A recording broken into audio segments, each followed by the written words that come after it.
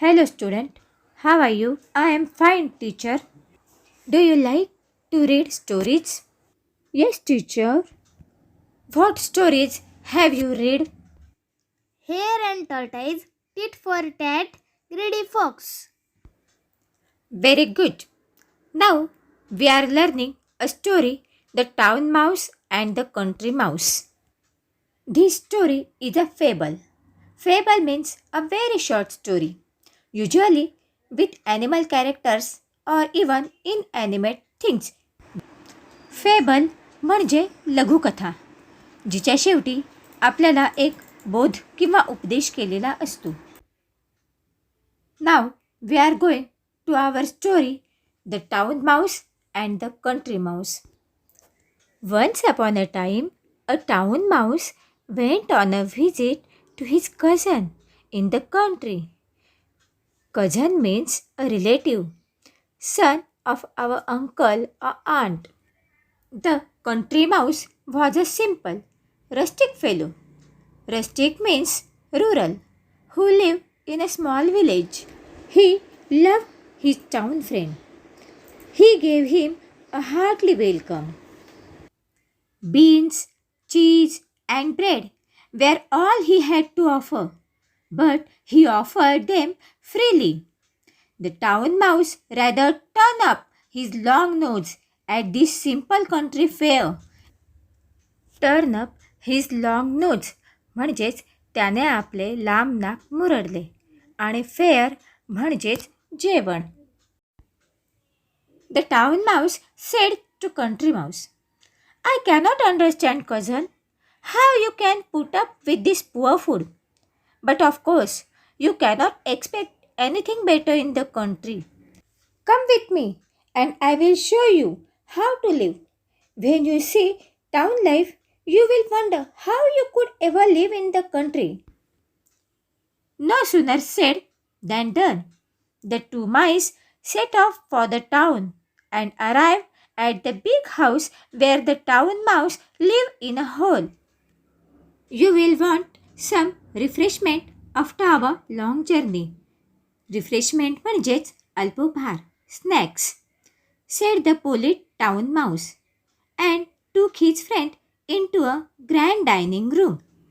There they found the remains of a fine feast. Remains म्हणजे उरलेले आणि feast म्हणजे जेवण. Soon the two mice were eating up jellies and cakes and all that was nice.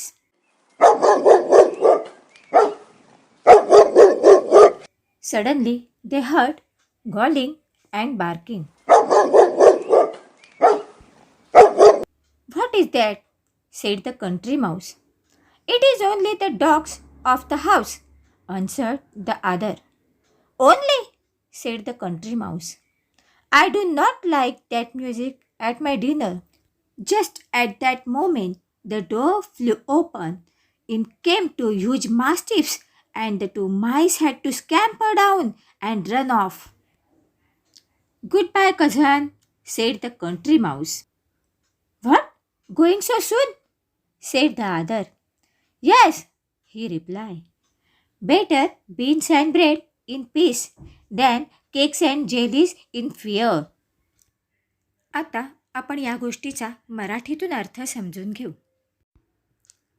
The town mouse and the country mouse. Once upon a time a town mouse went on a visit to his cousin in the country. The country mouse was a simple rustic fellow.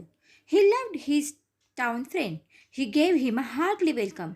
Beans, cheese, and bread were all he had to offer, but he offered them freely. एकदा एक शहरी उंदीर आपल्या चुलत भावाला भेटायला गावी गेला. तो ग्रामीण उंदीर अतिशय साधा बोळा होता.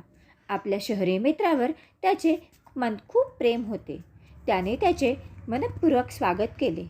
मित्राला देण्यासाठी त्याच्याजवळ फक्त धान्याचे दाणे, चीज आणि पाव इतकेच होते, पण त्याने ते मनापासून मुक्त हस्ते दिले.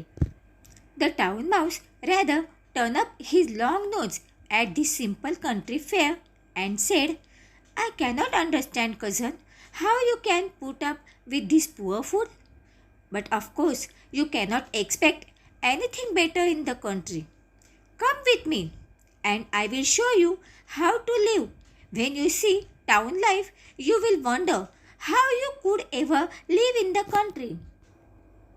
त्या साध्या जेवणाकडे पाहून शहरी उंदराने आपले लांब नाक मुरडले आणि म्हटले, या साध्या जेवणाने तुझे कसे काय भागते मला समजूच शकत नाही. पण गावामध्ये आपण चांगल्या गोष्टीची अपेक्षाच करू शकत नाही. तू माझ्याबरोबर ये आणि कसे जगावे हे मी तुला दाखवीन. तू शहरामध्ये राहिलास की आपण गावामध्ये कसे काय राहत होतो याचेच तुला आश्चर्य वाटेल. No sooner said than done. The two mice set off for the town and arrived at the big house where the town mouse lived in a hole. लगेचच ते दोन्ही उंदीर शहराकडे निघाले आणि शहरी उंदीर जेथे एका बिळात राहत असे त्या भल्या मोठ्या दारापाशी येऊन ठेपले. You will want some refreshment after our long journey, said the polite town mouse, and took his friend into a grand dining room. There they found the remains of a fine feast. Soon the two mice were eating up jellies and cakes and all that was nice. आपल्या लांबच्या प्रवासानंतर तुला नाश्ता लागणारच, असे शहरी विनम्र उंदीर आपल्या मित्राला म्हणाला. त्याने आपल्या मित्राला एका मोठ्या भोजन कक्षात नेले. तेथे त्यांना मोठ्या मेजवानीतील उरलेले अन्न मिळाले. बघता बघता ते दोन्ही उंदीर जेली, केक आणि जे काही चांगले असेल ते सर्वच खाऊ लागले. Suddenly they heard growling and barking. What is that? said the country mouse. It is only the dogs of the house, answered the other. अचानक त्यांच्या कानावर गुरगुरण्याचा आणि भुंकण्याचा आवाज पडला. ग्रामीण उंदराने विचारले, काय आहे ते? दुसऱ्याने उत्तर दिले, ते फक्त घरातले कुत्रे आहेत. Only, said the country mouse. I do not like that music at my dinner. Just at the moment the door flew open.